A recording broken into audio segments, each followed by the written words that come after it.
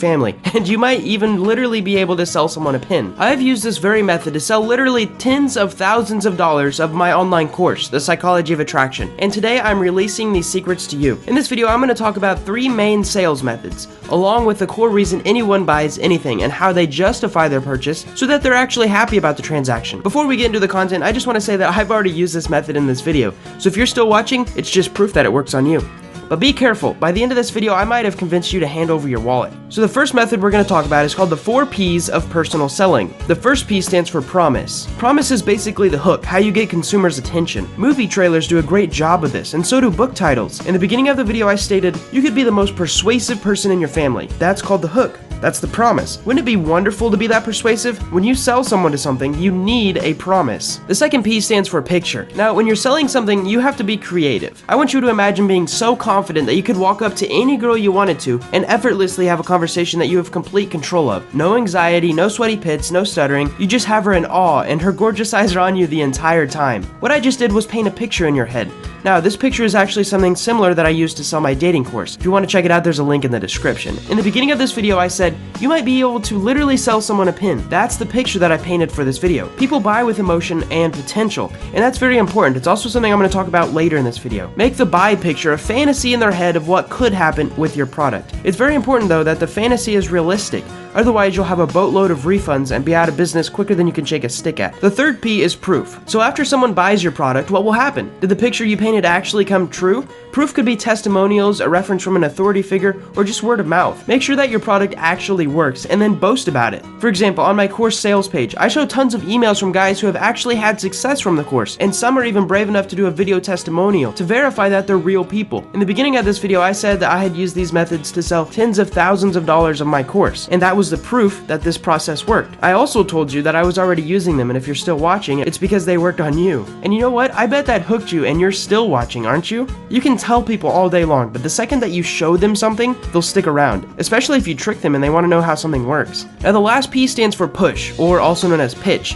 The pitch is the part of the sales process when you introduce the product and ask for a buy. There are tons of psychological effects you can introduce to make the buyer more likely to buy, but I'm going to give you 3 right now. The first one is scarcity. If you make something limited edition or only available for a short period of time, people panic and their fear of missing out causes them to want it more. The second one is social proof. So when you can make a product seem so great that other people are using it, more people will buy it. They'll trust it more. Imagine if the past 20 presidents used this product. So does Robert Downey Jr., and actually your mom does too. Well, because of that, you're going to be more likely to buy the product than if nobody you know and trust is using it. The third thing is paradox of choice. When you give someone more than 4 choices, their brain starts to steam, like it becomes a decision of which one to buy instead of whether to buy or not. You know that they want to buy, and you want to make the buying process as easy as possible. So try as hard as possible to give them one call to action.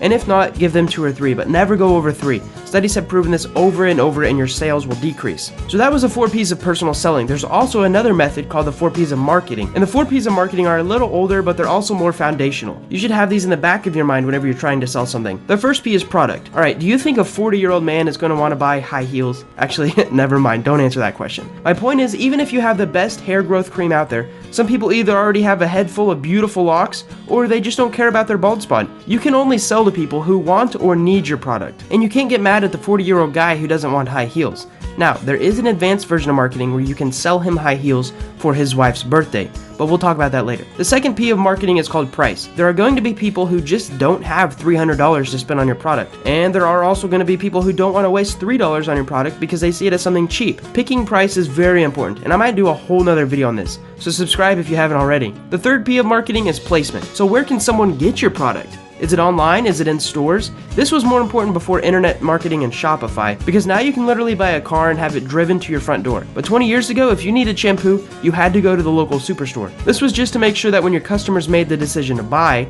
they could actually go through the buying process. And it was easy. The last P of marketing is promotion. So how are people actually going to know about your product? Are you giving away free samples? Are you doing YouTube ads? Are you becoming a viral meme? Word of mouth? Make sure that you have a good promotional strategy so the guy who actually wants that balding cream sees your ad first. The last method of selling I'm going to talk about is called the AIDA method, which stands for AIDA.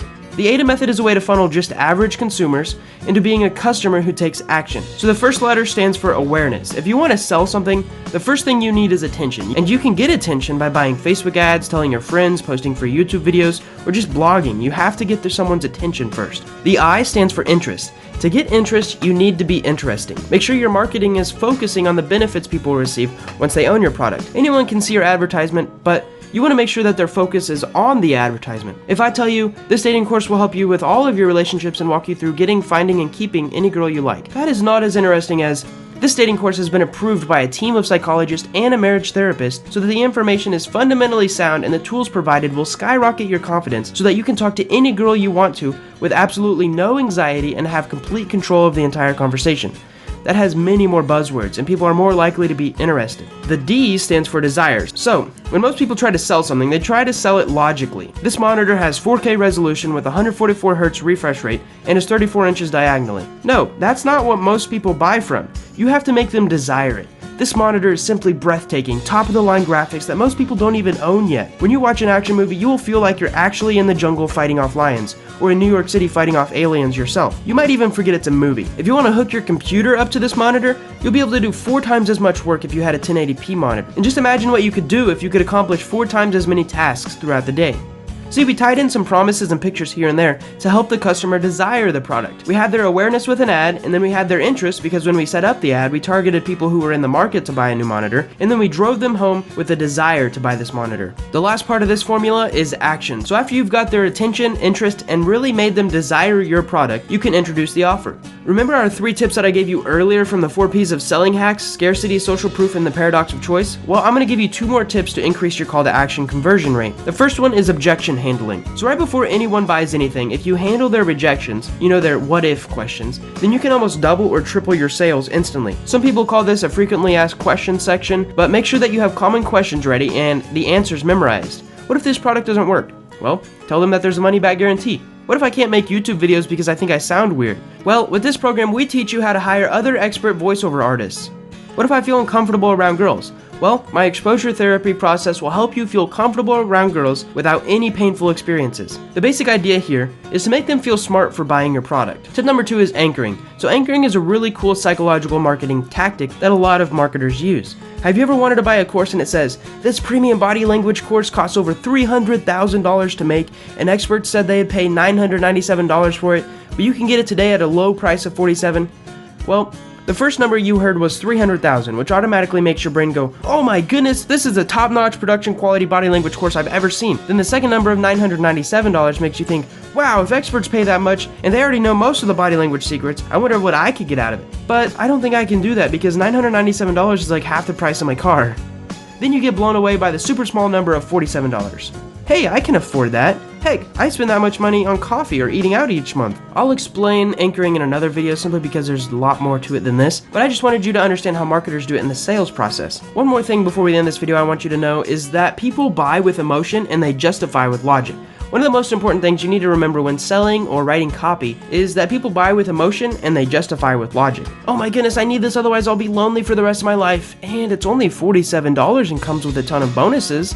See, most purchases are actually impulse buys if you think about it, but then they slowly become good decisions in the mind of the consumer once the logic comes in and starts justifying the purchase. They think about it more and more and start to justify their purchase, whether it was actually a good deal or not. If you're interested in selling things better, this is just a sample video. I'm putting together a full course on pricing, anchoring, priming, discounting, scarcity, other selling methods, negotiation tactics, and just everything you need to know to learn how to sell things in person and online, and I'm gonna launch it pretty soon. The first people to join will get it at a discounted price, and all you have to do is sign up to my email list by clicking on my top 10 book list or 31 confidence hacks links in the description, and then you just confirm your email. See? Always a pitch. This whole video was a pitch, and you didn't even notice because I used a method of selling that I didn't talk about in this video. Anyways, I might talk about it later. I hope you guys enjoyed this video and learned something, and here's to you growing your sales skills.